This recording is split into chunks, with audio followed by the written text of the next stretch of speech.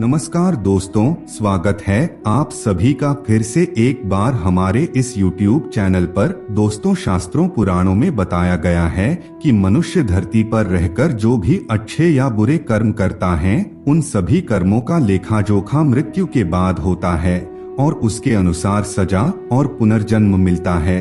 ईश्वर की दृष्टि में जो अच्छे कर्म यानी आपके काम होते हैं उसे पुण्य कहा जाता है और जो बुरे कर्म होते हैं उन्हें पाप कहा जाता है। पुराणों में कई अच्छे और बुरे कर्मों के बारे में बताया गया है।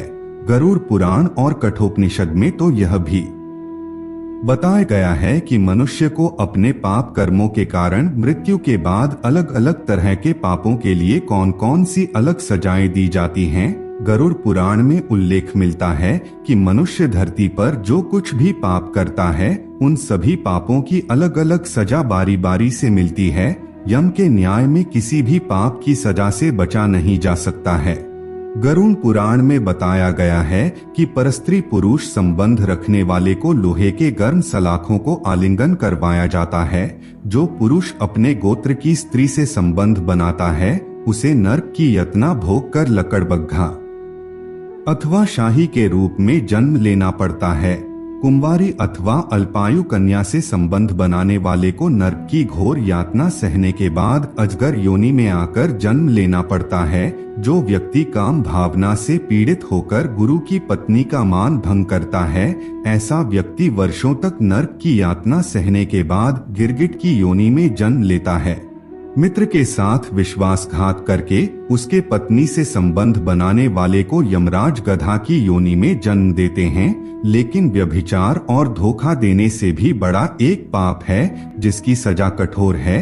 महाभारत के समय एक व्यक्ति ने ऐसा पाप किया था, लेकिन आजकल बहुत से लोग ऐसे पाप करने लगे हैं। भगवान श्री कृष्ण ने दृष्टि में जो सबसे बड़ा पाप है वह है भ्रूण हत्या। महाभारत युद्ध समाप्त होने के बाद जब द्रोणाचार्य के पुत्र अश्वत्थामा ने उत्तरा के गर्भ में पल रहे बालक परीक्षित पर ब्रह्मास्त्र का प्रयोग करके उसकी हत्या कर दी, तब भगवान श्री कृष्ण सबसे अधिक क्रोधित हुए थे। श्री कृष्ण ने उस समय ही यह घोषणा कर दी थी कि अश्वत्थामा का पाप सबसे बड़ा पाप है, क्योंकि उसने एक अजन्मे बालक की हत्या की थी। श्री कृष्ण ने इस पाप की सजा वह अश्वत्थामा को दी थी। श्री कृष्ण ने अश्वत्थामा के सिर पर लगा चिंतामणि रत्न छीन लिया और शाप दिया कि तुमने जन्म तो देखा है लेकिन मृत्यु को नहीं देख पाओगे, यानी जब तक सृष्टि रहेगी तुम धरती पर जीवित रहोगे और कष्ट प्राप्त करोगे। भ्रूण की हत्या करने वाले के लिए सबसे कठोर सजा निर्धारित है और ऐसे व्यक्ति को कई युगों तक इस सजा का दंड भुगतना पड़ता है। तो दोस्तों, आज के लिए बस इतना ही। हमें उम्मीद है जानकारी आपको पसंद आई होगी। फिर मिलते हैं एक नए और ताजा एपिसोड में। तब तक के लिए नमस्कार।